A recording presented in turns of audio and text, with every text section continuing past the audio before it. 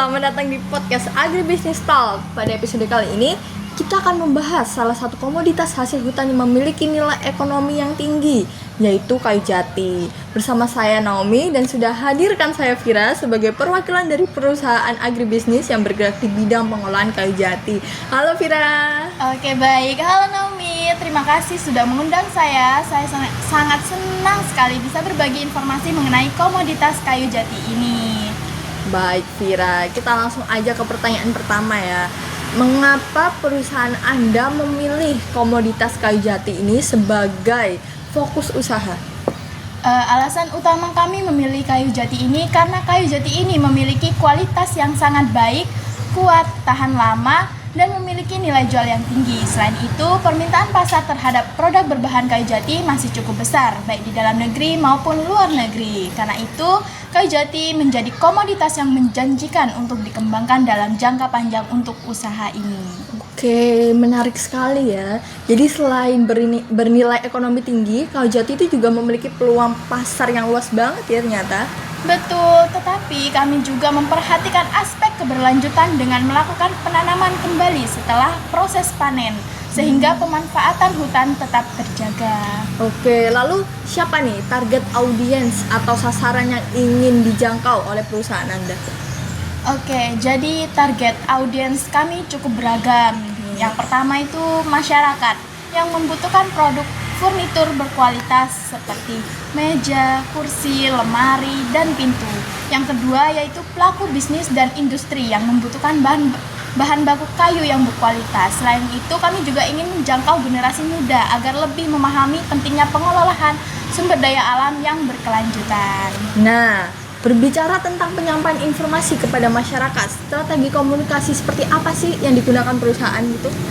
Oke, kami menggunakan strategi storytelling atau bercerita. Kami tidak hanya menjual produk, tetapi juga menceritakan perjalanan kayu jati mulai dari proses pembibitan, penanaman, perawatan, hingga produk yang siap untuk digunakan.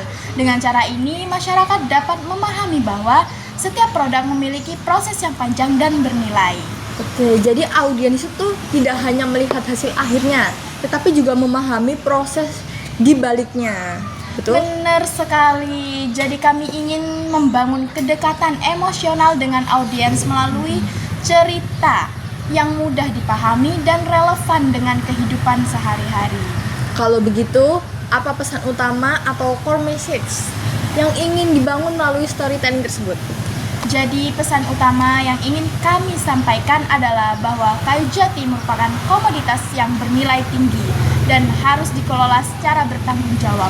Karena keuntungan ekonomi dan kelestarian lingkungan harus berjalan seimbang agar manfaatnya dapat dirasakan oleh generasi sekarang maupun generasi yang akan datang. Pesan yang sangat penting banget ya, terutama di era saat ini ketika isu berkelanjutan semakin mendapatkan perhatian.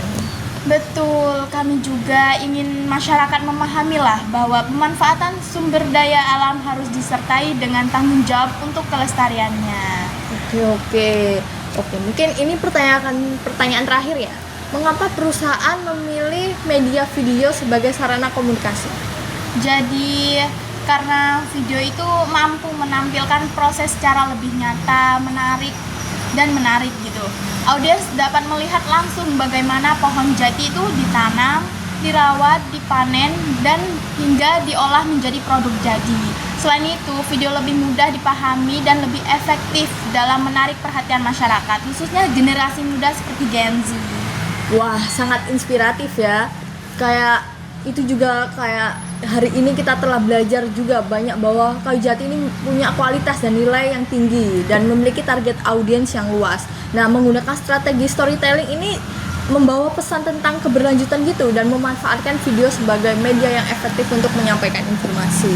Benar sekali. Semoga informasi ini dapat kita sampaikan yang bermanfaat bagi audiens untuk mendengarkan ini. Oke, baik, terima kasih ya untuk waktunya, Vira. Semoga storytelling kita ini memberikan dampak nyata terhadap semua orang yang ingin membuat perusahaan menjadi lebih maju lagi dan untuk inovasi lebih lanjut lagi. Oke, terima kasih untuk podcast kita hari ini. Sampai sini saja, sekian. Bye bye. Bye bye semuanya.